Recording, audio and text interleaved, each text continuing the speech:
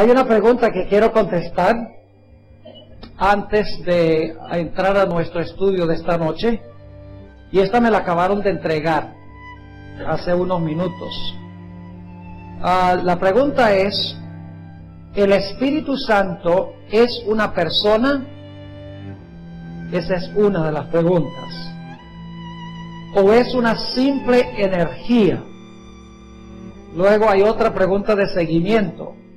Si es una persona, ¿quiere decir que son tres dioses?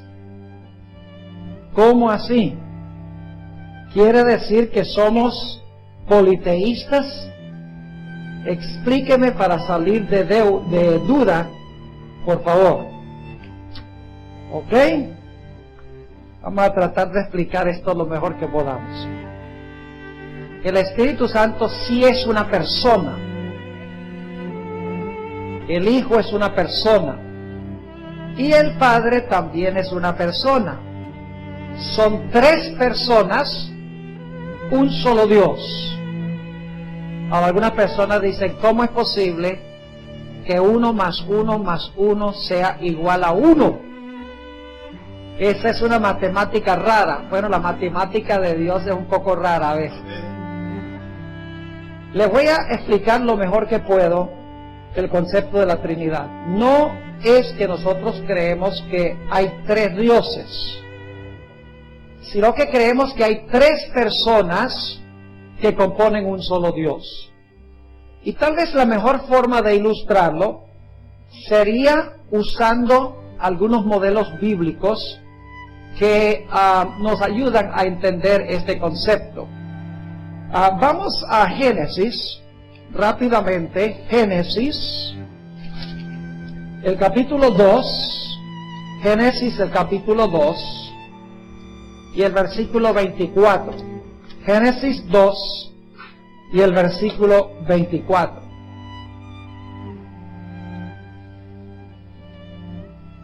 Quiero que noten lo que dice Dios cuando creó el primer matrimonio. Dice: por tanto dejará el hombre a su padre y a su madre y se unirá a su mujer, y serán una sola carne. ¿Cuántas personas son? ¿Dos? Dice que son ¿qué? Una sola carne. Ahora, Jesús le añadió a ese concepto, y él podía hacerlo porque él fue el que hizo este matrimonio. Mateo 19. Mateo el capítulo 19. Y vamos a leer el versículo 4 hasta el versículo 6. Esas páginas de la Biblia son como música.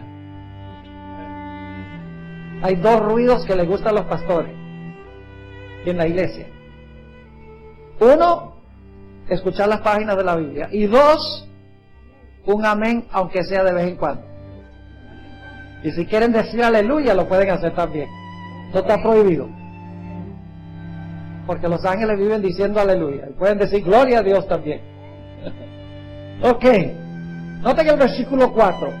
Él respondiendo les dijo: ¿no habéis leído que el que los hizo al principio varón y hembra los hizo? Y dijo: por esto el hombre dejará padre y madre y se unirá a su mujer, y los dos serán una sola carne. Y ahora escuchen bien: así que no son ya más dos, sino una sola carne. Es decir, cuando un hombre y una mujer se casan, ya no son dos, son uno.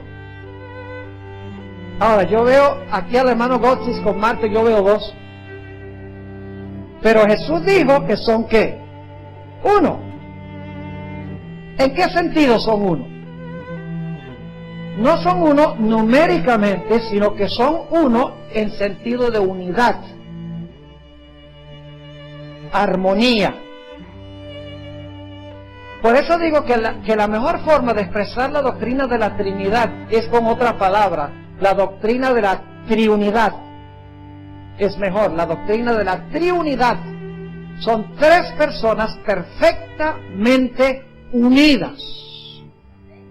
con los mismos poderes, con el mismo pensar, con los mismos propósitos. Es decir, como un hombre y una mujer cuando se casan debe ser uno, deben estar en la misma página, por así decirlo, en armonía. El Padre, el Hijo y el Espíritu Santo son uno en el sentido de que están en perfecta armonía.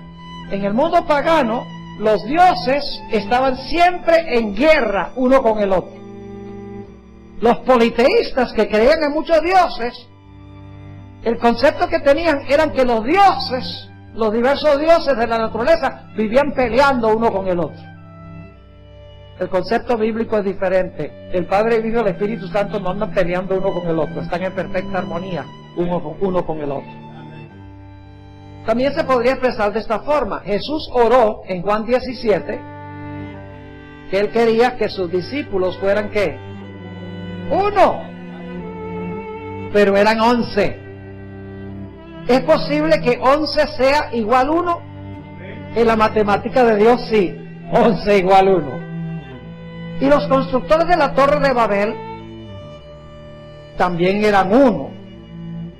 Porque dice en Génesis 11, he aquí el pueblo es 1 y nada les va a detraer del propósito que tiene de construir la torre. No es que todos se metieron dentro de un cuerpo, sino que todos tenían el mismo objetivo, que era construir la Torre de Babel en rebelión contra Dios. Ahora, yo he escuchado a algunos usar otras ilustraciones, dicen que la Trinidad es como el huevo, que tiene cáscara, yema y clara. El problema con esa analogía es que la cáscara es solo parte del huevo, y la yema es parte del huevo, y la clara es parte del huevo. Mientras que en la Trinidad, el Padre y el Hijo y el Espíritu Santo están todos en sí mismos completos. Otros la ilustran con espíritu, alma y cuerpo.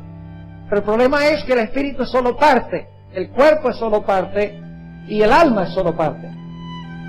Quiero decir física, mental y espiritualmente. Pero el Padre, el Hijo y el Espíritu Santo, todos están completos. Cada uno está completo en sí mismo. Es decir, uno no depende del otro para completar en lo que no tiene.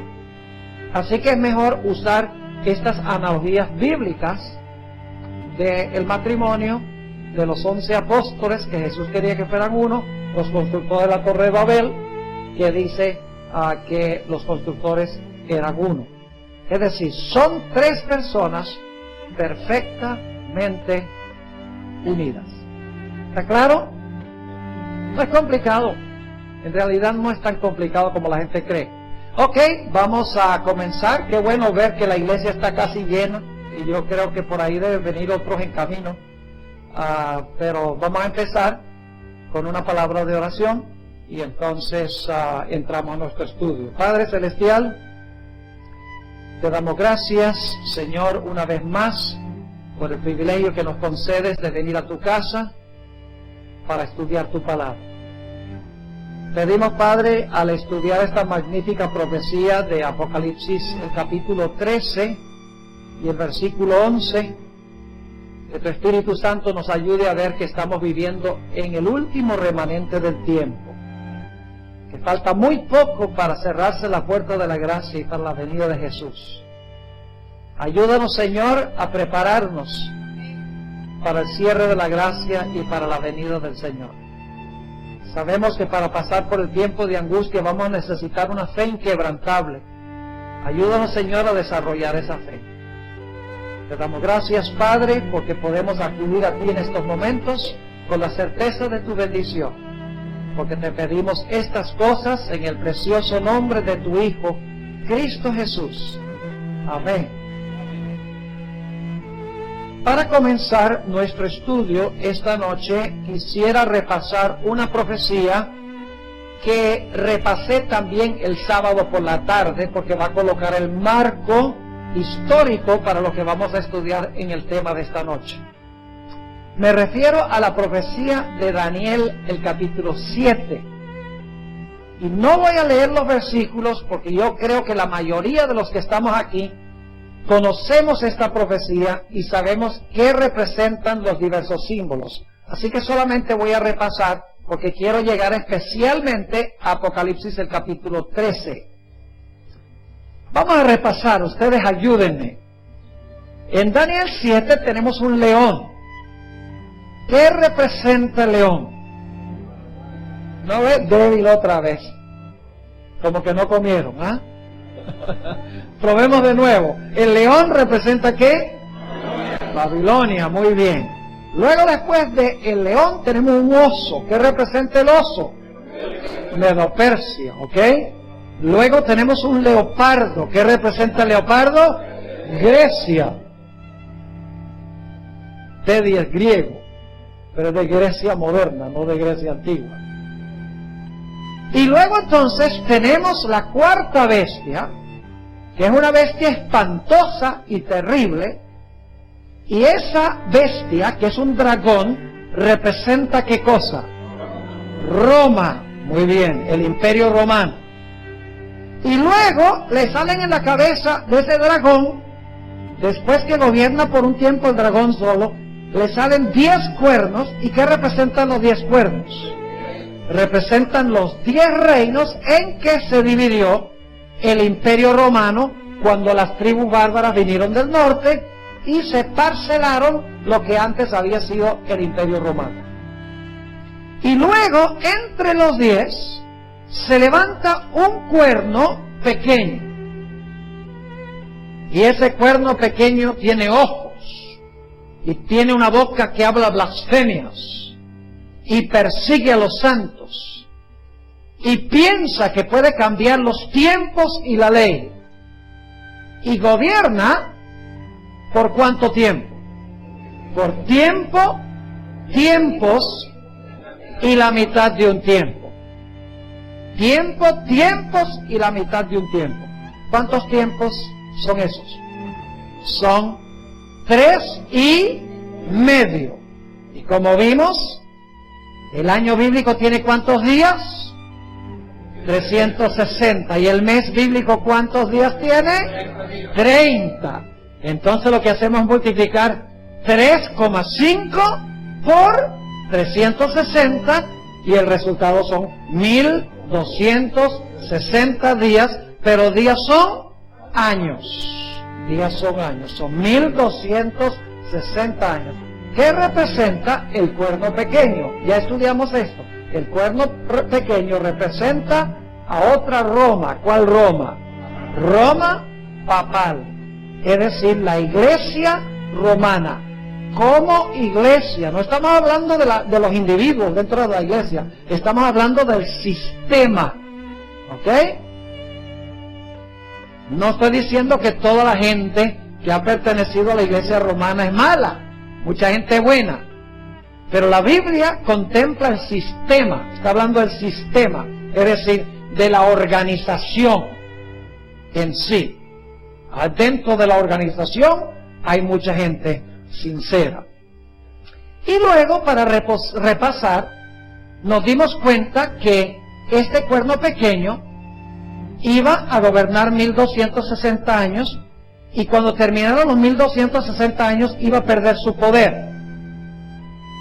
Pero tiene que resucitar de nuevo, porque el cuerno pequeño, según Daniel 7, es el poder que va a dominar el mundo cuando Jesús venga. Así que si gobernó 1260 años, tuvo un límite a su dominio, pero va a gobernar cuando Jesús venga. Entonces tiene que ser que cuando perdió su poder al final de los 1260 años, en el futuro lo va a recuperar. Muy bien. Ahora en Daniel 7 no está explícito eso, está implícito, está sobreentendido. Pero ahora vamos a Apocalipsis 13. Vayan conmigo a Apocalipsis 13 y quiero leer el versículo 1 y también el versículo 2. Apocalipsis 13, 1 y 2. Dice: me paré sobre la arena del mar y vi subir del mar una bestia que tenía 7 cabezas y 10 cuernos, y en sus cuernos 10 diademas, y sobre sus cabezas un nombre blasfemo. Y ahora noten lo que dice el versículo 2. Y la bestia que vi era semejante a un leopardo, sus pies como de oso, y su boca como boca de león. Y el dragón le dio su poder y su trono y grande autoridad. Ahora yo quiero preguntarles, ¿a dónde necesitamos ir en la Biblia para entender este versículo 2? Hay que volver a Daniel 7. Y ustedes dicen, ¿por qué razón? Muy sencillo, porque aquí están las mismas bestias que en Daniel 7. Pero, si ustedes notan, aquí en Apocalipsis 13:2, las bestias se mencionan en orden inverso. Es decir, que mientras que en Daniel el orden es león, oso, leopardo, dragón, en Apocalipsis 13 el orden es dragón, leopardo, oso, león. Y hay una razón por eso. Y es que Daniel está viviendo en el tiempo del león, que es Babilonia, y está mirando hacia adelante. Juan está escribiendo en el periodo de ¿qué?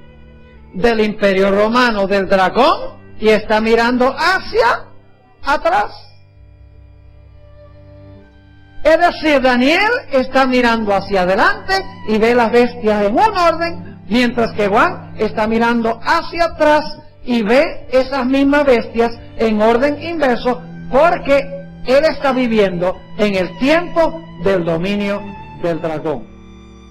Ahora quiero que noten algo muy interesante en cuanto a este dragón, que es la cuarta bestia de Daniel 7.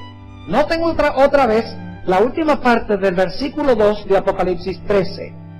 Dice, y el dragón, ¿qué representa el dragón? Satanás, sí, pero específicamente, ¿qué representa el dragón? Roma, el Imperio Romano. Y usted dice, ¿cómo sabemos eso? Volvamos a Daniel, a Apocalipsis 12, a donde primero se menciona el dragón. Apocalipsis 12, y noten el versículo 1. Apareció en el cielo una señal, una mujer vestida del sol, con la luna debajo de sus pies, y sobre su cabeza una corona de 12 estrellas. Y estando encinta, clamaba con dolores de parto en la angustia del alumbramiento. ¿Quién es ese bebé que tiene esta mujer en su vientre? ¿Quién es? Cristo Jesús. Y usted dice, ¿cómo sabemos eso? Porque en el versículo 5 dice, ella dio a luz a un hijo varón que regirá con vara de hierro a todas las naciones, y su hijo fue arrebatado para Dios y para su trono. Este hijo es Cristo Jesús. Pero ahora noten el versículo 3. También apareció otra señal en el cielo. He aquí un gran dragón escarlata, que tenía 7 cabezas y 10 cuernos, y en sus cabezas 7 diademas. Su cola arrastraba la tercera parte de las estrellas del cielo y las arrojó sobre la tierra. Y el dragón se paró frente a la mujer que estaba para dar a luz, a fin de devorar a su hijo tan pronto como naciese. ¿Quién fue el que procuró matar a Jesús? La respuesta es doble. Fue Satanás el que quería matar a Jesús. Pero ¿qué instrumento visible usó Satanás para tratar de matar a Cristo? Usó al dragón, que es el Imperio Romano. No olviden eso, porque vamos a volver a eso. El dragón es Satanás, pero representa también la nación a través de la cual Satanás obra. Y hay otro ejemplo de esto en la Biblia. Saben que en Ezequiel 29 y el versículo 3 se le llama a Faraón el gran dragón. ¿Recuerdan que Faraón también trató de matar a todos los niños? Para matar al libertador. Se le llama el gran dragón. El que está detrás de eso es Satanás. Satanás es el verdadero dragón, pero a Faraón, el rey de Egipto, se le llama el gran dragón. Por eso aquí el gran dragón es Satanás, pero Satanás usa ¿qué imperio para tratar de matar a Jesús? Usa al imperio romano. Ahora volvamos al capítulo 13. Tenemos hasta ahora los mismos poderes que en Daniel 7, en orden inverso. Tenemos un dragón, dicho sea de paso, en Apocalipsis 12 dice que el dragón tiene 10 cuernos, igual que en Daniel 7. Tenemos un dragón con 10 cuernos, tenemos un leopardo, tenemos un oso, tenemos un león. Ahora, necesitamos tener el periodo del cuerno pequeño. Que tenemos león, oso, leopardo, dragón con 10 cuernos. La siguiente etapa era la del cuerno pequeño. Así que la siguiente etapa en Apocalipsis 13, si es paralelo, debe ser ese periodo de 1260 años. ¿Están conmigo? Noten Apocalipsis 13 y el versículo 5.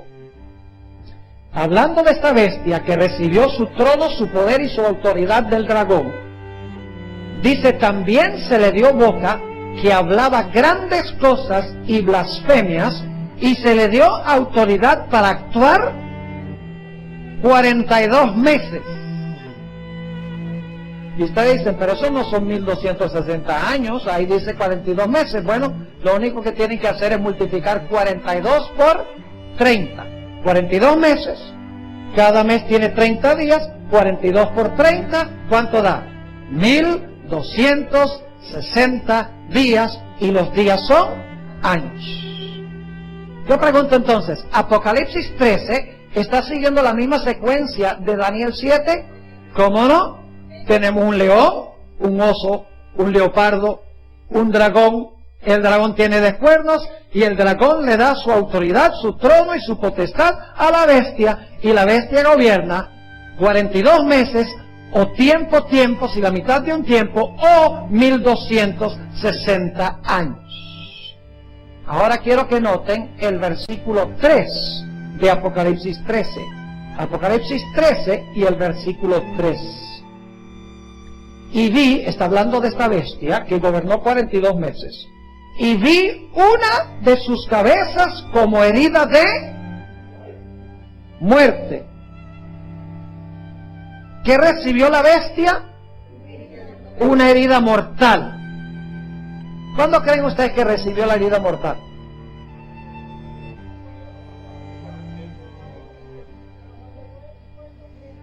¿En la mitad de los 1260 años? ¿3/4 partes terminados los 1260 años? ¿O cuando terminaron los 1260 años? Mire, si recibió la herida mortal antes que terminaran los 1260 años, entonces no gobernó 1260 años. Así que la herida mortal tiene que haberle sido suministrada cuando terminó el periodo de 42 meses o tiempos y la mitad de un tiempo. Pero dice en el versículo 3, la última parte del versículo, pero su herida mortal fue sanada. Y se maravilló toda la tierra en pos de la bestia. Pregunta, ¿la bestia va a tener otro periodo de dominio? Sí, señor. Va a ser el poder, si leen el resto del capítulo, que va a gobernar el mundo inmediatamente antes de la segunda venida de Jesús. Lo que estaba implícito en Daniel 7 está explícito en Apocalipsis el capítulo 13. Esta bestia, cuando concluyeron los 1260 años, en 1798, recibió una herida mortal. Pero dice la Biblia que después de un tiempo de inactividad, la bestia se le va a sanar la herida y todo el mundo se va a maravillar en pos de este sistema representado por la bestia o el cuerno pequeño.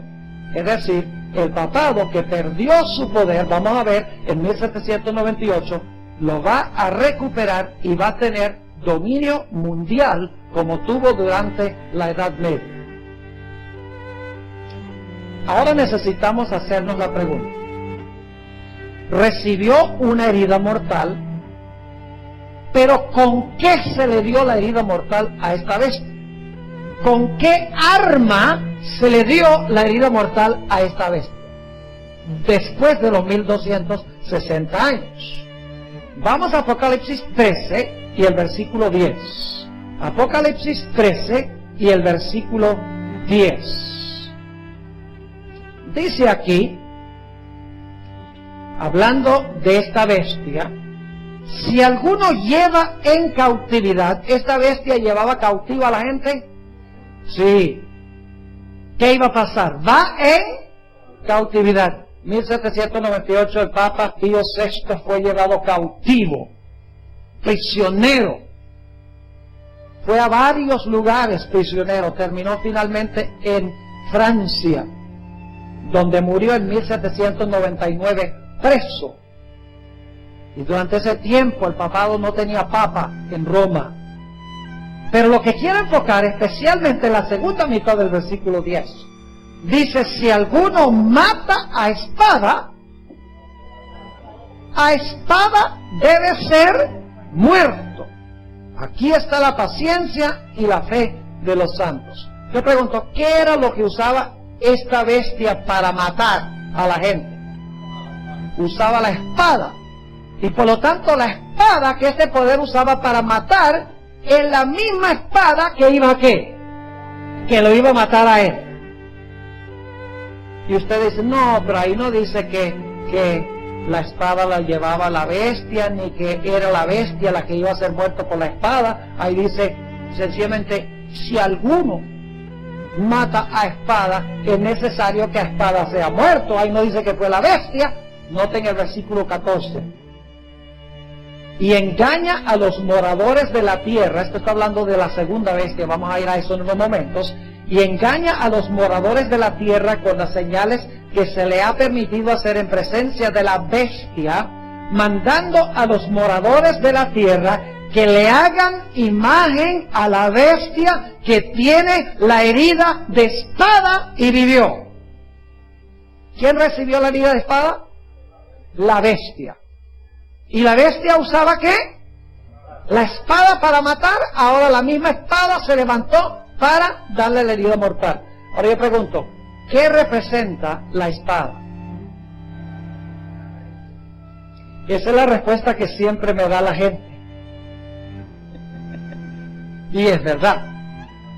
En la Biblia, la espada representa la palabra de Dios. Pero en las profecías, los símbolos son flexibles. No siempre significan lo mismo. Tenemos que mirar el contexto en el cual aparece. Escuchen lo que les voy a decir. Aquí la espada no puede ser la Biblia. ¿Y por qué no? Porque dice que este poder, que la bestia usaba la espada para matar. O entonces la bestia usaba la Biblia para matar. ¿El papá usaba la Biblia para matar a la gente? No, que va. Antes no usaba la Biblia. Seguía las tradiciones humanas. Así que la espada no puede ser, en este contexto, la palabra de Dios. Tiene que significar otra cosa. Y ustedes dicen, ¿qué puede significar esa espada? Vamos a Romanos el capítulo 13. Romanos el capítulo 13. Y vamos a leer los versículos 1 al 4. Dice que la Biblia se explica sola, ¿sí o no? La Biblia es su propio intérprete. Es decir, cuando conseguimos en la profecía la palabra espada, tenemos que ir a otras partes de la Biblia a donde se usa la palabra espada para ver qué representa. Noten Romanos 13 y el versículo 1. Sométase toda persona a las autoridades superiores. ¿Quiénes son las autoridades superiores? El poder civil, muy bien, el gobierno. Porque no hay autoridad sino de parte de Dios, y las que hay por Dios han sido establecidas. De modo que quien se opone a la autoridad, a lo establecido por Dios resiste, y los que resisten acarrean condenación para sí mismos. Porque los magistrados, ahora sí tenemos una aclaración de quiénes son las potestades superiores. Dice, porque los magistrados no están para infundir temor al que hace el bien, sino al malo. ¿Quieres pues no temer la autoridad? Haz lo bueno, y tendrás alabanza de ella, porque es servidor de Dios para tu bien. Pero si haces lo malo, teme, porque no en vano lleva la espada. ¿Quién lleva la espada? Las potestades superiores, los magistrados, es decir, el poder ¿qué? El poder civil. Ahora yo pregunto, ¿la iglesia romana usaba al poder civil para acabar con el pueblo de Dios durante la Edad Media? ¡Claro que sí! ¿Usaba el Estado? ¡Claro que sí! No cabe duda alguna. ¿Han oído hablar del santo oficio de la Inquisición? Era un oficio, pero de santo no tenía nada. ¿Saben cómo era el proceso de la Inquisición? Traían al acusado y los sacerdotes le hacían el examen. Los sacerdotes, representantes de la Inquisición, le hacían el examen para ver si era hereje, si no creía como creía la iglesia, si no enseñaba como enseñaba la iglesia. Y si descubrían que la persona era culpable, que generalmente era culpable, porque usaban toda clase de torturas y tretas, usaban aún familiares para acusarlo, no le daban casi la oportunidad de defenderse ante el tribunal. Cuando era hallado culpable, ese individuo era entregado al poder civil para que el poder civil lo exterminara. Es decir, la iglesia, durante la Edad Media, en realidad ellos dicen, nosotros no matamos a nadie.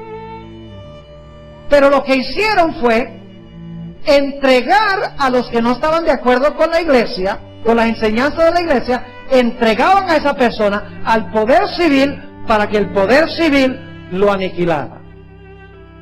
Ahora escuchen lo que les voy a decir. Esto es idéntico a lo que sucedió con nuestro Señor Jesucristo. Los judíos vinieron ante Pilato y le dijeron a Pilato, aquí te traemos este malhechor para que lo castigues. Pilato dice déjenme examinarlo. Y entra, lo examina en privado, sale y dice, yo no hallo ningún crimen en este hombre. Si ustedes me pueden traer evidencia de que adulteró o mató o habló falso testimonio o maltrató a los padres o robó, que quebrantó las leyes de Roma, entonces yo lo condenaría. Dice, pero él no ha quebrantado ninguna ley de Roma. Entonces ellos miraron a Pilato y dijeron, sí, pero quebrantaron las leyes nuestras, las leyes de Dios. Puede ser que no haya quebrantado las leyes civiles, pero sí se proclamó Dios y quebrantó el sábado. Y Pilato dijo, ¿eso qué tiene que ver conmigo? Eso no tiene nada que ver conmigo, porque yo he sido colocado aquí para preservar el orden civil, el día de reposo. Esa es cuestión religiosa de ustedes. Que él haya dicho que sea Dios, con tal que no quebrante las leyes de Roma, no hay ningún problema. Vayan ustedes y júzguenlo por la ley de ustedes. Y entonces ellos dijeron lo que querían, le dijeron a Pilato, el problema es que a nosotros no se nos permite ejecutarlo. Necesitamos tu ayuda para ejecutarlo. Y así fue que la iglesia judía entregó a Jesús al poder civil romano, y el poder romano crucificó al Señor Jesús. Es decir, la iglesia judía usó al poder civil de Roma para enviar al Señor Jesucristo a la cruz. Le pasó lo mismo a Jesús que pasaba con el pueblo de Dios durante el periodo de la Edad Media. Es decir, que la herida mortal que le fue suministrada al poder papal fue cuando el poder civil que ella usaba se levantó en contra de ella. Y pasó exactamente así cuando el gobierno francés, dirigido por Napoleón Bonaparte, él envió su general Berthier a entrar allá al Vaticano. Tomaron prisionero al Papa y se lo llevaron preso. Y hasta 1801 no pudieron elegir nuevamente un Papa. Y cuando lo eligieron en 1801 no tenía ningún poder, no tenía ninguna autoridad, porque ningún gobierno de Europa quería nada que ver con la Iglesia romana, porque se habían librado de esa influencia y ese poder que había empleado la Iglesia romana. Ahora, quiero hacerle esta pregunta. Si la herida se va a sanar, significa que este poder tiene que recuperar ¿qué? La espada. ¿Están conmigo o no están conmigo? ¿O están en la luna? Si estaba viva y tenía poder cuando podía usar la espada del poder civil, pero recibió la herida mortal, la espada le fue retirada, ya no podía usar los poderes civiles del mundo, empezaron a aparecer democracias por toda Europa, por Latinoamérica. La democracia, como resultado de la Revolución Francesa, se esparció por todo el mundo y se despojaron de la iglesia que dominaba el poder civil. Pero si se le va a sanar la herida y va a tener nuevamente autoridad, es porque va a recuperar ¿qué cosa? Va a recuperar la espada, es decir, va nuevamente a poder usar el poder civil para perseguir a los que no están de acuerdo con él. Ahora, ¿cuántos de ustedes han oído que la herida mortal se sanó en el año 1929? Levanten la mano si han oído eso, que la herida mortal se sanó en 1929. Bueno, se levantan unas pocas manos. Yo sé que hay otros aquí que les da flojera levantar la mano, que creen eso. Ahora, yo quiero decirles algo. La herida mortal no se sanó en 1929. Esa idea de que se sanó en 1929 viene de un artículo que apareció en la Crónica de San Francisco, un periódico, todavía se publica ese periódico, la Crónica de San Francisco, donde cuando el representante papal y el representante del gobierno italiano se reunieron en febrero de 1929 para firmar un concordato que le devolvía el Estado papal a Roma, es decir, a la Iglesia romana, en el artículo apareció un titular que decía: se sana la herida de muchos años. Y en el artículo, el que escribió el artículo decía: de esta manera se ha sanado la herida que ha estado en vigencia durante tantos años. Y entonces, los que interpretan la profecía a la luz del periódico, dicen, ve, ahí dice, se sanó la herida. Les voy a decir dos razones claramente bíblicas por las cuales el sanamiento de la herida no fue en 1929. Número uno, según la profecía de Apocalipsis 13, ¿qué poder le iba a devolver el poder civil a Roma papal? La segunda bestia, que representa ¿qué país? Los Estados Unidos. ¿Quién le dio el Estado papal a el Vaticano en 1929? Italia. Italia no le devolvió la espada. Según la profecía de Apocalipsis 13, esta segunda bestia que se levanta de la tierra es la que tiene que ¿qué? Es la que tiene que devolverle la espada, el poder de la espada, a los Estados Unidos. Hay una segunda razón, y esta es más contundente todavía. Fíjense qué interesante. Yo no sé si ustedes sabían que la herida a la cual se refería ese artículo en el periódico no era la herida de 1798. Les explico. El artículo en el periódico no estaba hablando de la herida de 1798. Ahora les voy a decir a cuál herida se estaba refiriendo. En el año 1870, Italia estaba dividida en lo que se conoce como los estados papales. Italia era un montón de mini países que se conocían como los estados papales. Pero en 1870, Víctor Emanuel, el emperador, pues, le confiscó todos esos estados papales y unificó a Italia, que es el país que tenemos hoy. Italia unida. Los papas, en protesta, desde 1870 hasta 1929, protestaron encerrándose en el Vaticano. Dijeron, ya no salimos de aquí ni un paso fuera del Vaticano hasta que nos devuelvan lo que nos pertenece.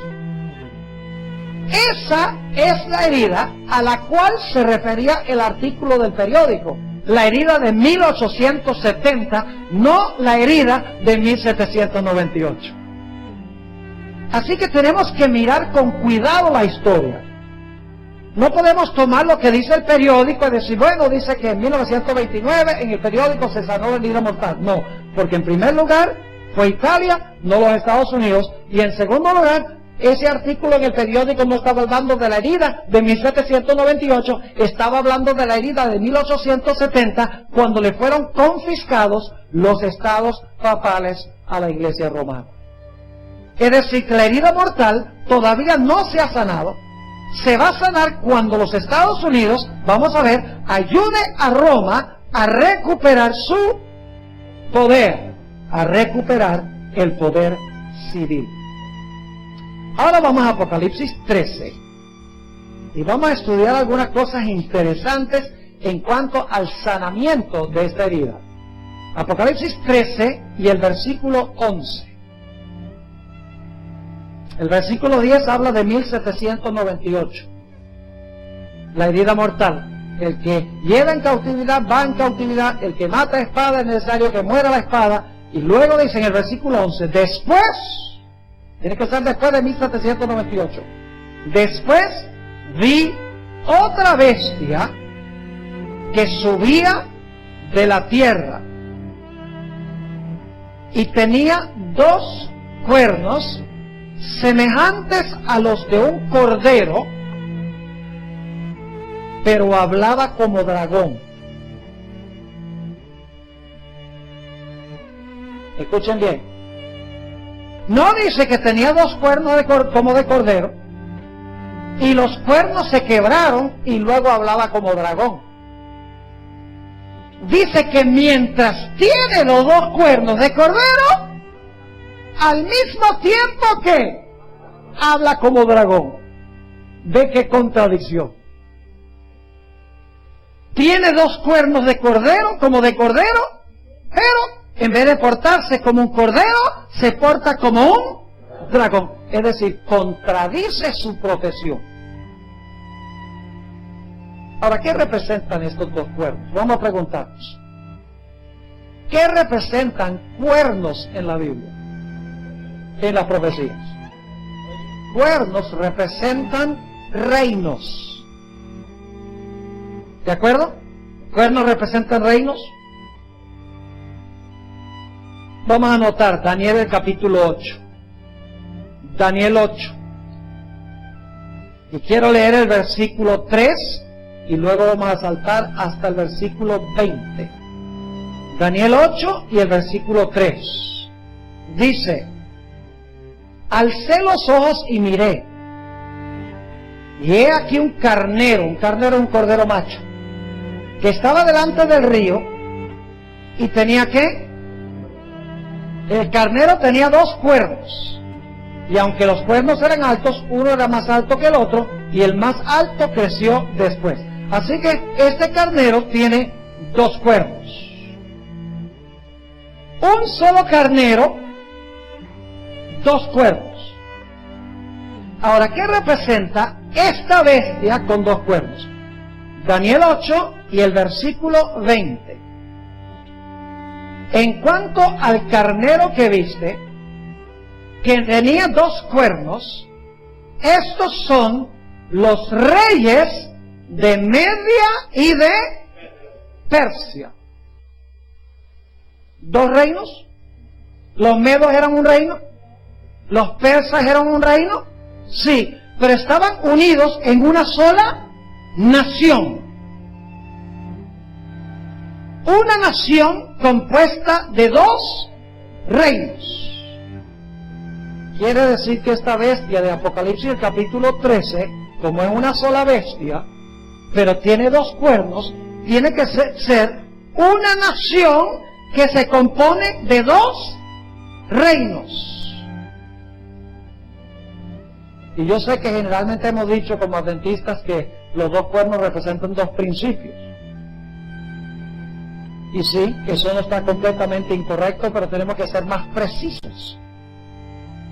Porque no podemos ir a Daniel 8 y decir, los dos cuernos representan reinos, y entonces aquí decimos, los dos cuernos representan dos principios.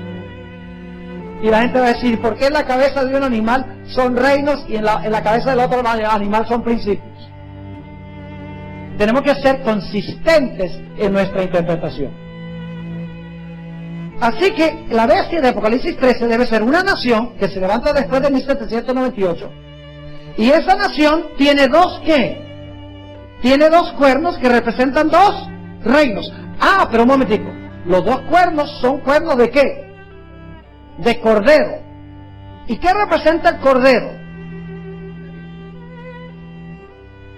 No, el cordero es manso. El cordero no representa mansedumbre.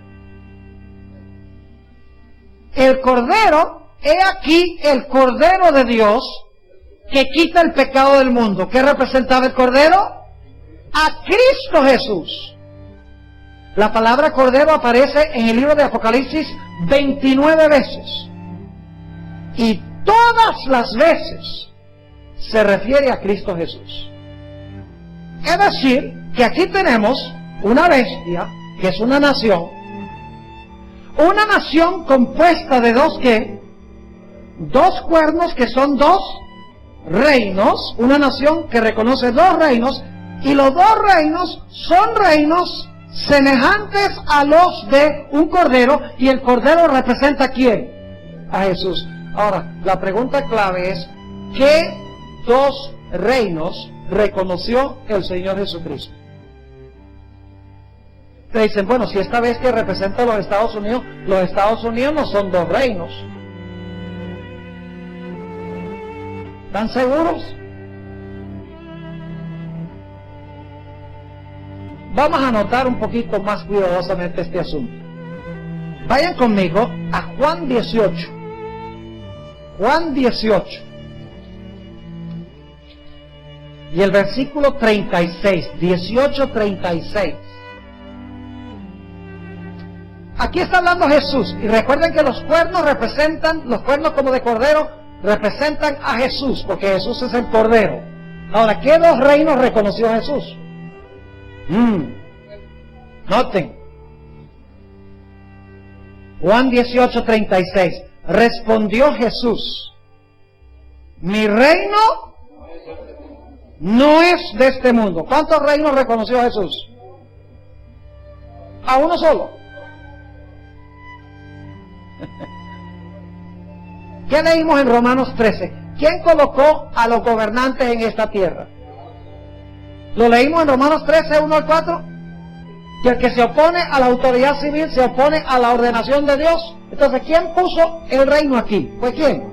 El reino civil lo puso Dios. ¿Y el reino de la iglesia quién lo puso? También Dios. Dice Jesús entonces, mi reino no es de este mundo. Si mi reino fuera de este mundo, mis servidores pelearían para que yo no fuera entregado a los judíos. Pero mi reino no es de aquí. Noten el capítulo 19 y el versículo 11. Dice Jesús a Pilato: ninguna autoridad tendríais contra mí si no te fuera dado de arriba. Oh, ¿por qué Pilato estaba gobernando? ¿Quién le dio la autoridad para gobernar? Dios. ¿Y el reino de Jesús quién lo estableció? Jesús. Es decir, ¿cuántos reinos estableció Jesús? Jesús estableció dos reinos: el reino civil y el reino religioso. ¿Cuál es el reino de Cristo en la tierra ahora? La iglesia. La iglesia es el reino de Jesús. Seamos un poquito más específicos.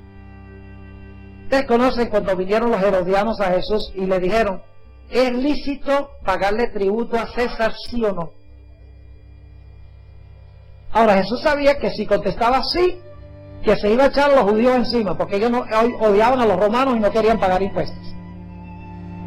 Si decía que no, se iba a echar los romanos encima, porque los romanos exigían que se pagaran impuestos. Así que Jesús, conociendo la malicia de ellos, le dijo, tráigame la moneda para yo mirar entonces qué inscripción y qué cara está en la moneda. Y Jesús dice, ¿de quién es esta inscripción y de quién es esta cara? Dicen, de César. Y entonces Jesús dice, dad pues a César lo que es de César y a Dios lo que es de Dios. ¿Cuántos reinos? 2. El reino de César es el poder civil. Y el reino de Dios es ¿qué cosa? La iglesia. Yo pregunto, ¿César tiene derecho de cobrar impuestos? Sí. ¿Y Dios también tiene un impuesto? Se llama diezmo. ¿Y a dónde se da el diezmo? ¿Se manda en un cohete al cielo? No, se da en su reino terrenal, se da en la iglesia. ¿Están entendiendo? ¿Cuántos reinos reconoció Jesús? 2. La iglesia y el Estado. ¿Será posible que esta bestia de Apocalipsis 13 es una nación compuesta de 2 reinos? Es una nación que reconoce 2 reinos, los 2 reinos que reconoció Cristo Jesús, porque son cuernos como de cordero. ¿Están conmigo o no están conmigo? Ahora escuchen bien. No es coincidencia que los fundadores, los padres fundadores de los Estados Unidos, fundaron este país con la idea de que existen 2 reinos que deben estar completamente separados, como lo enseñó Jesús. 2 principios de Cristo, de que la iglesia debía ser iglesia y el Estado debía ser Estado, pero no juntos, sino separados. Ahora, ¿saben algo interesante? ¿Quiénes aquí son ciudadanos ahora de los Estados Unidos? Levanten la mano si son ciudadanos. ¿Saben ustedes que son ciudadanos aquí de 2 reinos? Están en un solo país, los Estados Unidos de América, pero son ciudadanos de 2 reinos en el mismo país, porque son miembros de la iglesia y también son ciudadanos de los Estados Unidos. ¿Están entendiendo lo que estoy diciendo? Esos son los 2 cuernos como cuernos de cordero.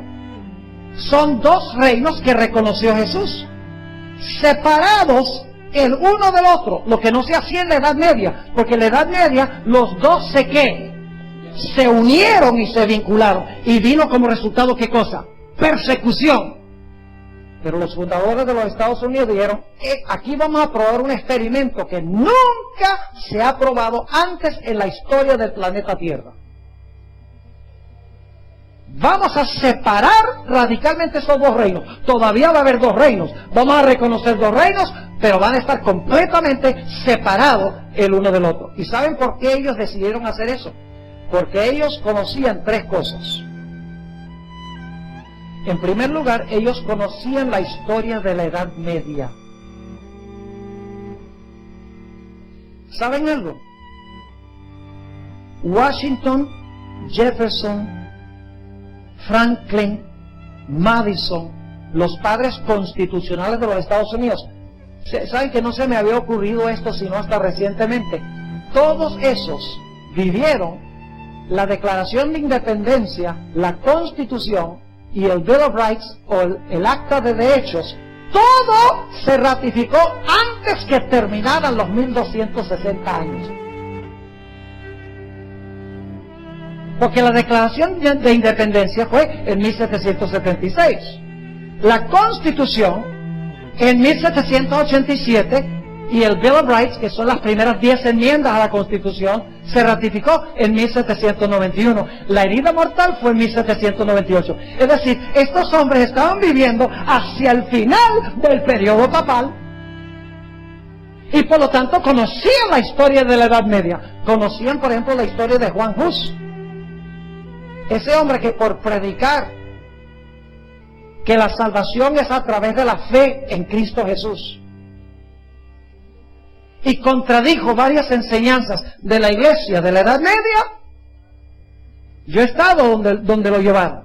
Le hicieron el proceso en la catedral, yo he estado ahí en la catedral, lo sacaron, lo llevaron allá, hay una piedra grande con la fecha, cuando fue incinerado, lo amarraron en una estaca, lo rodearon de madera, le prendieron fuego y lo quemaron vivo.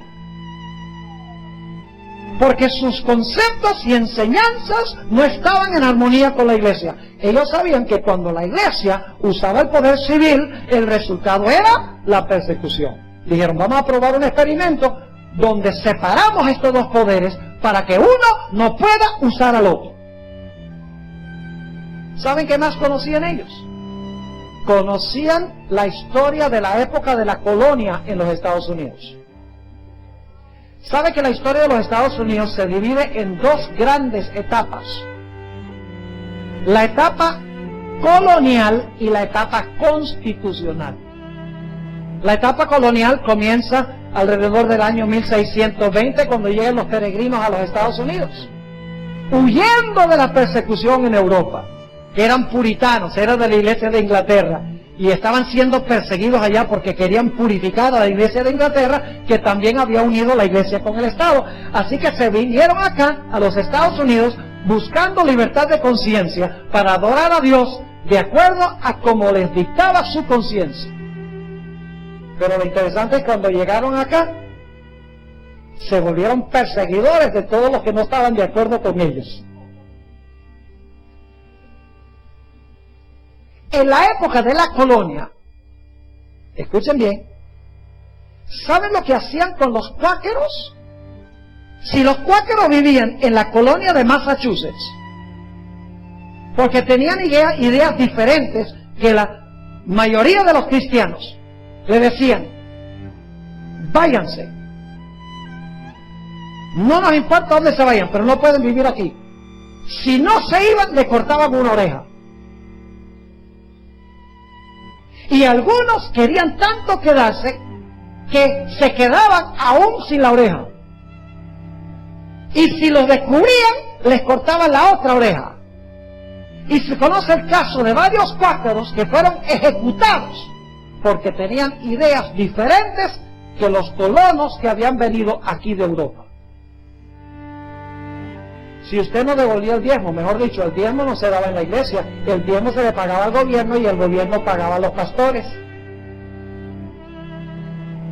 Y hay del que no devolviera el diezmo. Lo primero que hacían era multarlo.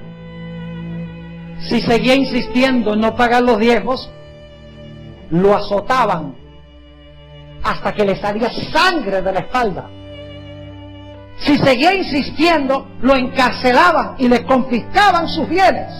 En los Estados Unidos de América, en la época colonial.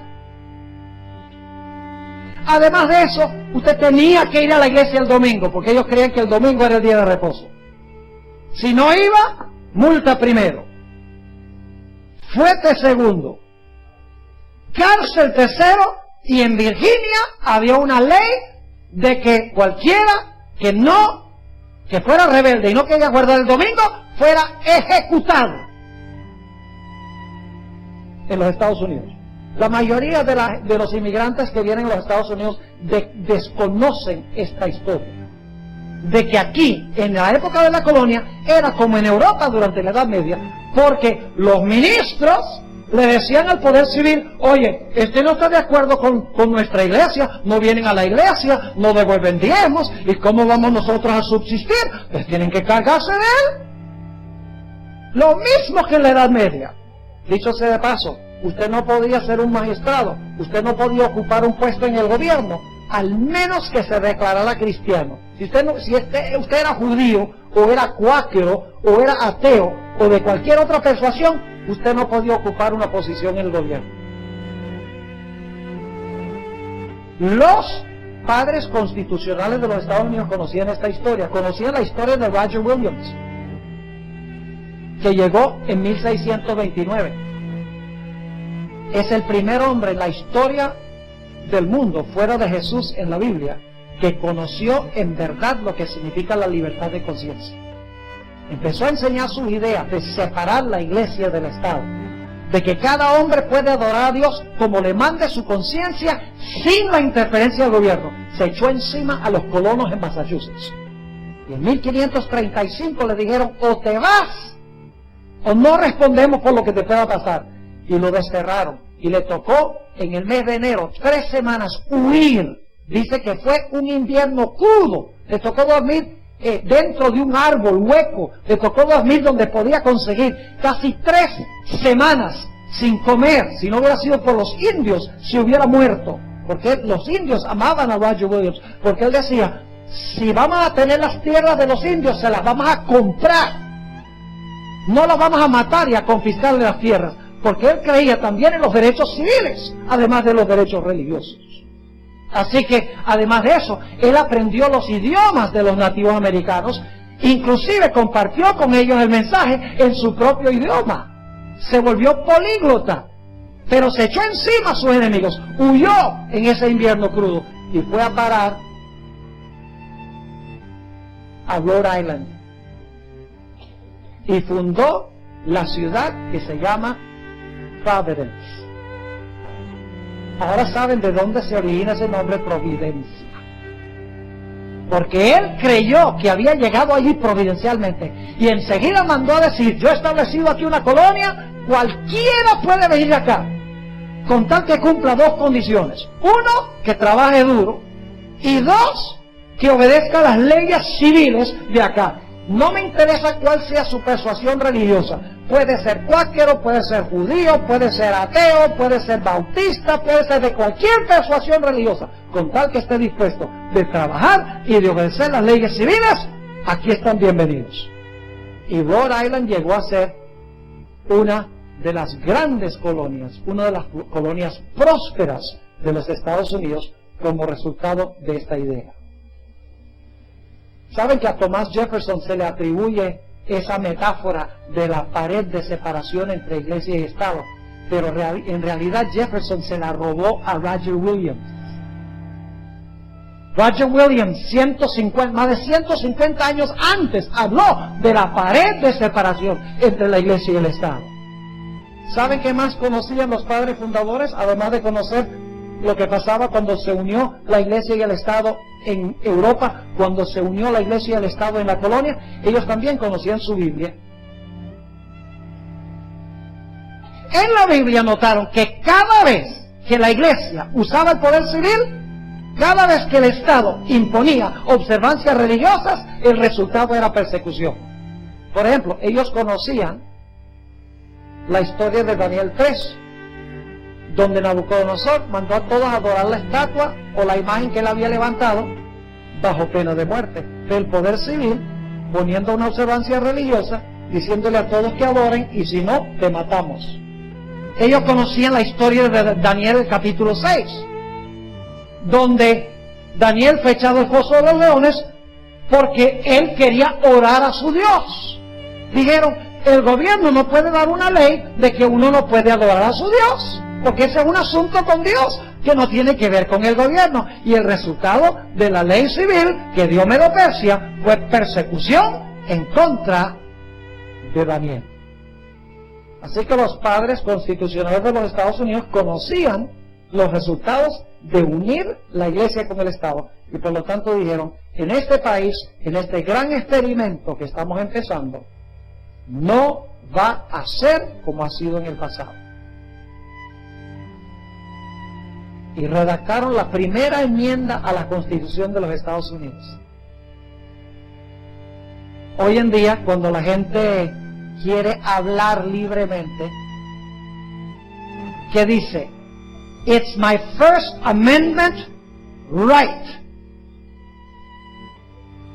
Me da la primera enmienda el derecho de hablar. Y cuando se quieren reunir para hacer una protesta pacífica, dicen, it's my First Amendment right. La primera enmienda de la Constitución tiene 3 cláusulas. La primera cláusula dice que el Congreso no puede redactar ninguna ley que imponga religión. Congress shall make no law respecting an establishment of religion. Es decir, que el Congreso de los Estados Unidos, que redacta las leyes, no puede escribir ninguna ley que tenga nada que ver con religión. Está prohibido por la primera enmienda a la Constitución. El Congreso no puede hacer ninguna ley que establezca religión. Pero la segunda cláusula dice, or prohibiting the free exercise thereof, ni que prohíba su libre ejercicio. Es decir, que el gobierno no puede imponer religión, ni puede prohibir que usted practique su religión. Si usted quiere adorar ese reloj, el gobierno lo único que puede hacer es proteger su derecho de adorar el reloj, aunque sería ridículo. Pero usted tiene derecho de adorar a Dios de acuerdo a los dictámenes de su conciencia. Y si no quiere adorar, también tiene el derecho de no adorar. Si quiere orar, puede orar. Si no quiere orar, no tiene que orar. Porque el gobierno no puede hacer ninguna ley que imponga religión ni que prohíba que se practique la religión. Dicho sea de paso, yo podría mostrarles también en tiempos modernos lo que sucede cuando se une la Iglesia con el Estado. Saben que la tercera cláusula de la primera enmienda de la Constitución garantiza derechos civiles. Qué interesante que la primera enmienda de la Constitución garantiza derechos religiosos y derechos civiles. Ahí están los 2 reinos. Dada a Dios lo que es de Dios y dada a César lo que es de César. En la primera enmienda están los 2 cuernos. La idea de los 2 reinos, separados uno al otro. Los 2 reinos que reconoció a Jesús. Por eso son cuernos como de qué. Por eso son cuernos como de cordero. Miren por ejemplo Afganistán. Antes de que entraran los Estados Unidos a Afganistán, si los hombres se cortaban la barba, los ejecutaban. No podían jugar fútbol. No se les permitía escuchar música en el radio. Las mujeres, por ley, tenían que andar tapadas, menos los ojos, bajo pena de muerte. No había una prensa libre. Yo pregunto, ¿son todas esas cosas derechos civiles? Todos esos son derechos civiles. Claro que sí. ¿Y por qué les negaban los derechos civiles? Porque los de la religión musulmana decían, nosotros dictamos qué se hace y qué no se hace. La Iglesia, unida con el Estado, llevaba a qué? Persecución.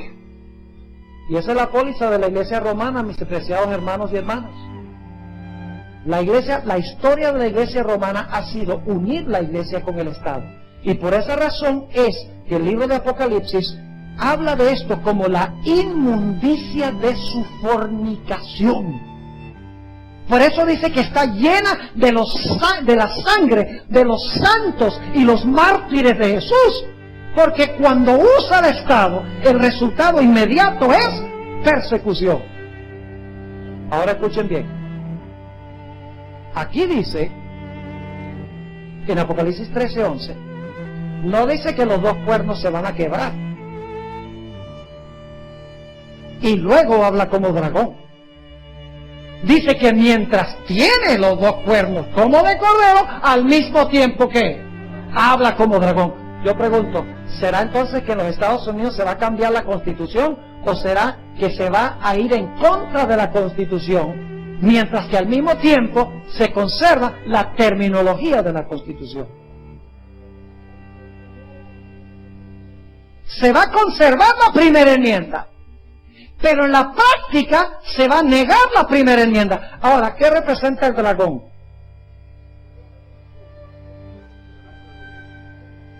el dragón representa, ya vimos que el dragón representa ¿a qué? A Satanás, ¿verdad? Pero ¿qué más representa? Roma. Entonces, ¿cómo va a hablar los Estados Unidos? Como Roma. ¿Y qué fue lo que hizo Roma? Para perseguir, ¿qué hizo? Usó el poder civil para perseguir. Es decir, si el dragón es Roma, como hemos visto, y esta bestia habla como un dragón, tiene que ser que habla como Satanás, pero habla como ¿qué? Como Roma.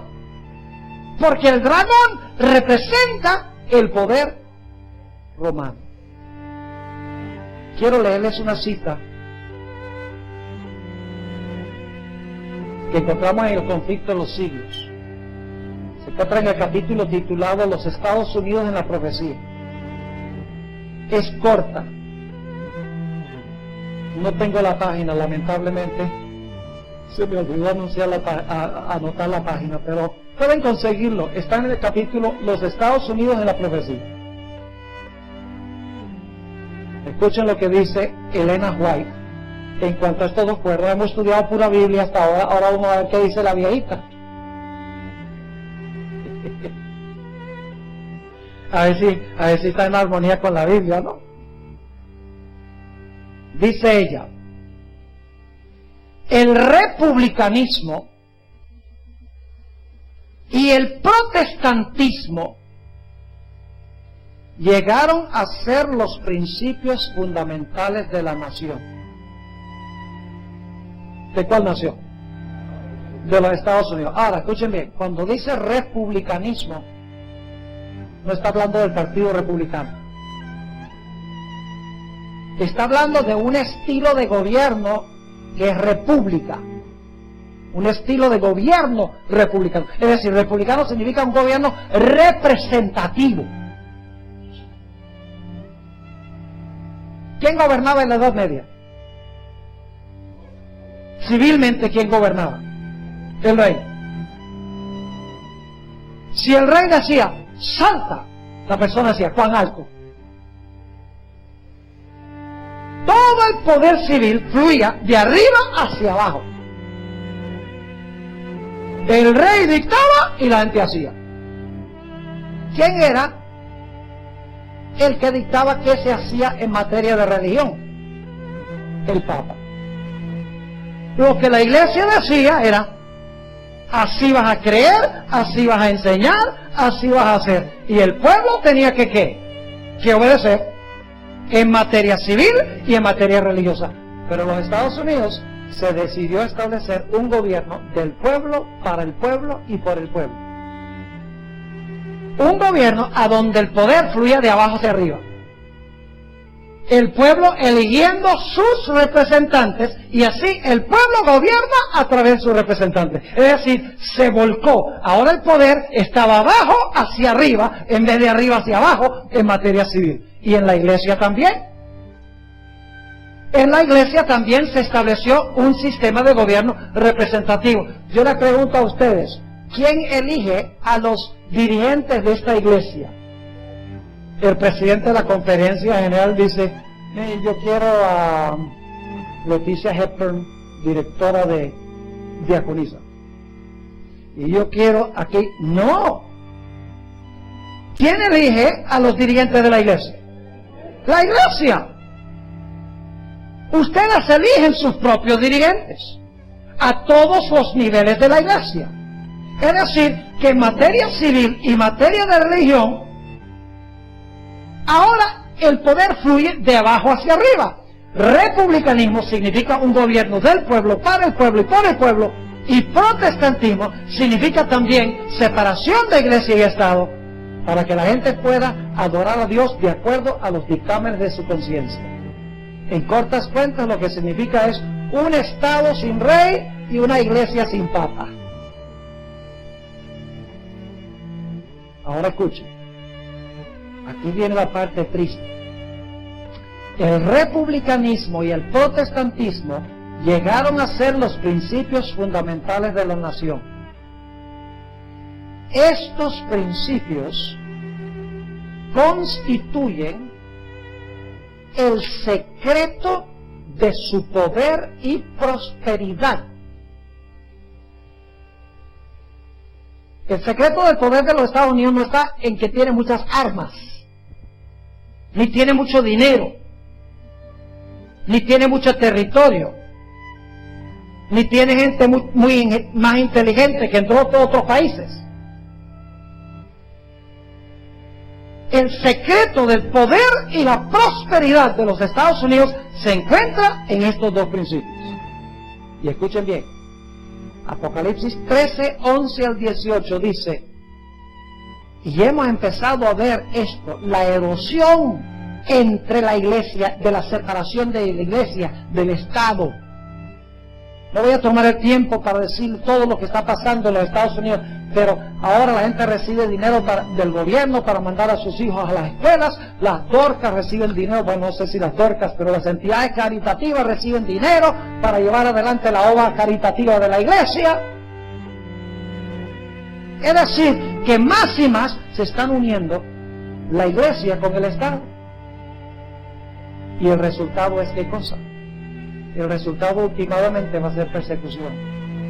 Ahora escuchen, último punto que quiero compartir con ustedes. Los Estados Unidos, como muchos otros países, tiene 3 ramos de gobierno. Tiene el poder ejecutivo, el poder legislativo y el poder judicial. Ahora escuchen bien. ¿Cuál de esos 3 ramos es el más poderoso? El poder judicial. Les explico. El poder legislativo redacta las leyes. ¿Sí? El poder ejecutivo hace cumplir las leyes. ¿Y qué hace el poder judicial? Interpreta las leyes y dice si son constitucionales o no. ¿Están conmigo o no están conmigo? Por ejemplo, si se redacta una ley que parece estar en contradicción con la primera enmienda, alguien pone una ¿qué? Una demanda. Y esa demanda va a un tribunal más abajo. Si el grupo pierde ahí, va a un tribunal más alto. Luego llega a un Circuit Court, que es inmediatamente antes de la Corte Suprema, y luego entonces llega a la Corte Suprema. ¿Qué pasa si la Corte Suprema dice que la ley es constitucional? ¿Dónde está la siguiente Corte de Apelación? No hay. La Corte Suprema es la última Corte de Apelación. Y si la Corte Suprema dice que una ley es constitucional, punto final, es constitucional. Si dice que es inconstitucional, punto final, es inconstitucional. Si ustedes no creen que el poder termina con la Corte Suprema, fíjense la elección del año 2000. Estaban peleando en los tribunales, que Bush, que Gore, que no sé qué más. Cuando vio la Corte Suprema, Bush quedó. Porque es la Corte Final de Apelación. Ahora escuchen, lo que va a pasar, según dice el Espíritu de Profecía, es que el Congreso de los Estados Unidos va a redactar una ley dominical. Y quiero que recuerden esto, las visitas. Dicen, no puede ser. Ya hemos estudiado que la marca de la bestia es la imposición del falso día de reposo. El sello de Dios es el sábado, el día de reposo de Dios. Esa va a ser la gran prueba final. ¿A quién usted obedece? Algunos dicen, ¿es cuestión de días? No, no es cuestión de días. El día es solamente la forma en que Dios prueba a quién es leal usted. Si usted observa el domingo, usted está aceptando la autoridad del poder que dice que lo cambió. Si usted guarda el sábado, usted está aceptando la autoridad de Dios, quien fue el que dio el sábado. Es decir, es cuestión de cuál autoridad aceptamos, Dios o la bestia, el día de Dios o el día de la bestia. ¿A quién obedecemos? En otras palabras. Y algunos dicen, entonces usted cree que Dios va a probar a la gente con un día. ¿Y acaso al principio no los probó con un árbol? Si Dios al principio dice, todos los árboles son tuyos, pero uno me lo he reservado, ¿por qué al final de la historia no puede probar a la raza humana diciendo, todos los días son tuyos, uno es mío? Es la misma prueba al final que al principio, solo que allá fue un árbol y al final será un día. Interesante. Lo que va a hacer el Congreso de los Estados Unidos va a escribir una ley dominical que todos tienen que guardar el domingo como día de reposo. Yo pregunto, ¿es esa una violación de la primera enmienda de la Constitución? Claro, porque es imponer una observancia religiosa por el poder civil. Claramente inconstitucional. Porque es el Congreso haciendo una ley que impone una observancia religiosa. Pero ¿qué tal si la Corte Suprema dice que no es inconstitucional? Ahora escuchen bien, la Corte Suprema tiene 5 miembros de la Iglesia Católica ahora. 5 de los 9.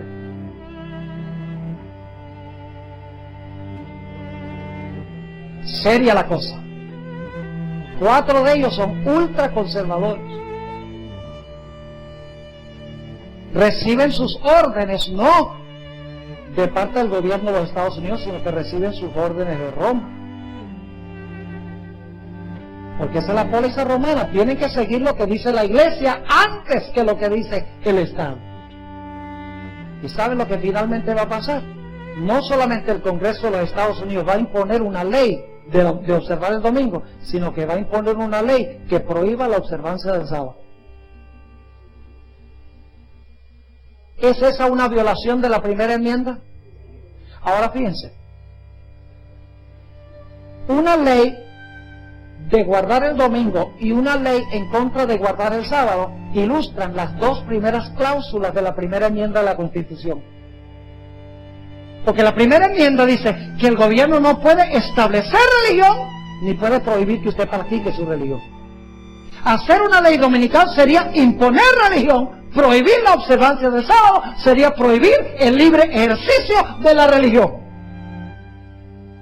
¿Y saben lo que va a pasar? Dios va a tener un pueblo que se va a parar, dice la Biblia, ante la bestia, ante su imagen y ante su marca.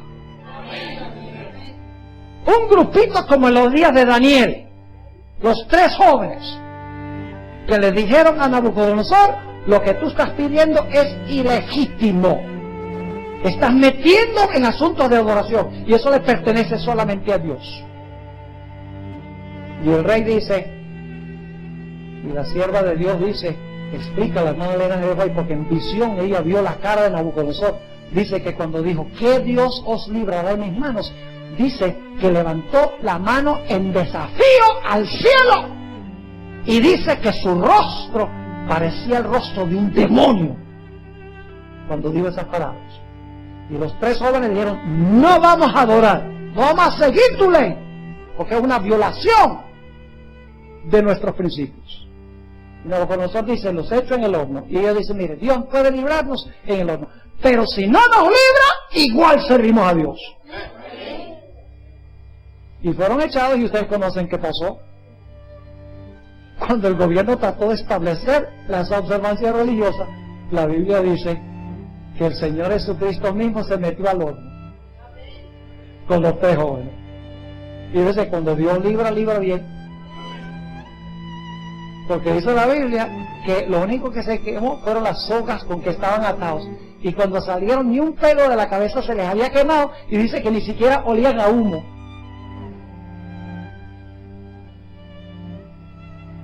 Ahora, la otra historia de Daniel echado en el foso de los leones ilustra la segunda cláusula de la primera enmienda, porque está prohibiendo, el rey está tratando de prohibir la práctica de la religión. No está imponiendo religión, sino que está diciendo que no se puede orar. Y Daniel dijo, si puedo orar, tú no tienes derecho de legislar eso, porque oración es algo que le debo a Dios, no te debo a ti. Ustedes saben que lo echaron allá en el Pozo de los Leones. Y los leoncillos parecían gaticos. Y si no creen que los leones tenían hambre, dice por la mañana que cuando echaron a los 120 príncipes que habían tramado esto, antes que llegaran al fondo del foso, ya eran cat food. Ya eran comida de gatos. Nos esperan tiempos tormentosos. Y escuchen bien, las decisiones que tomamos hoy van a determinar a dónde vamos a estar parados cuando venga ese tiempo. Es importante decidir hoy. ¿Entendieron lo que estudiamos esta noche? Alguien dice, en los Estados Unidos no te puede pasar esto. Que no. Acuérdense de mí. Cuando lo vean transpirar, pues yo creo que esto va a suceder en nuestra generación. No estoy profetizando tiempo, pero yo creo que lo que estoy viendo hoy en el mundo, esto va a suceder en nuestra generación. Los Estados Unidos ya está hablando como dragón. Se está empezando a escuchar el rugido del dragón. Y solo es cuestión de tiempo. Deje que vengan unos cuantos desastres naturales para que vean cómo la gente va a clamar, va a decir, esto está pasando porque Dios está enojado, porque no se está guardando el día del Señor, no se está guardando el día de la resurrección. Esperen nada más y verán que eso es lo que va a pasar, porque lo enseña la Biblia y también lo confirma el Espíritu Profético. Yo quiero preguntar en esta noche, ¿cuántos de los presentes quieren decirle al Señor Jesús, Señor Jesús, yo estoy dispuesto de aceptarte, de seguirte, aún hasta la muerte, si llegase a ser necesario, para vindicar tu carácter ante este mundo? ¿Quieren decirle eso al Señor? Aunque se desplomen los cielos, gloria a Dios. Ahora yo quiero hacer un llamado a otro grupo. Hay personas aquí que no han tomado el paso del bautismo, que es el primer paso en la entrega a Jesús. No nos vamos a poder parar cuando nuestra vida está en juego si no tomamos ese primer paso, de ser fieles a Jesús y empezar la vida cristiana. Yo me pregunto en esta noche si hay alguien aquí que no ha sido bautizado, que le gustaría decir al Señor Jesús, Señor Jesús, yo quiero entregarte mi vida y yo quiero en un futuro bautizarme y comenzar mi vida espiritual contigo, para que cuando venga ese tiempo yo pueda permanecer firme, habiendo crecido en gracia y en el conocimiento del Señor Jesús. ¿Hay alguien que no ha sido bautizado que le gustaría decirle al Señor Jesucristo, yo sí quisiera tomar ese primer paso e integrar mi vida? Si quieres levantar la mano, yo quiero tener una oración contigo. Colóquense de pie, por favor. Colóquense de pie, yo quiero tener una oración con ustedes esta noche. No consideren esto una obligación. Es un privilegio que Dios te esté llamando esta noche. No consideres que esto es una obligación, es un privilegio. Dios me está usando solo como instrumento. Algunos dicen, ¿qué pasa si hace un llamado y no responde nadie? No es problema mío. Dios se entristece, yo me entristezco,